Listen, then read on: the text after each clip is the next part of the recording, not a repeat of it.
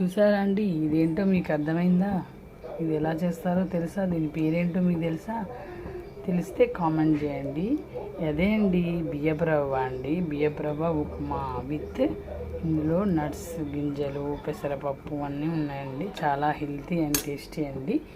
Easy recipe అండి. మనం పిల్లలకి పెడితే ఇష్టంగా తింటారు. వాళ్ళకి కావాల్సినటువంటి కార్బోహైడ్రేట్స్ పోషణ అన్నీ వాళ్ళకి కంప్లీట్గా లభిస్తాయండి. ఉప్మాలు అంటాం కానీ దాన్ని టేస్టీగా చేసే పద్ధతి ఉంటుందండి.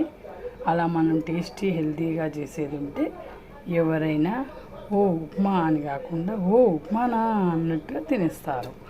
అలా మనం చేయడంలో ఉంటుందండి. ఏదైనా అందరూ చేస్తారు కానీ మనం డిఫరెంట్గా చేయాలి.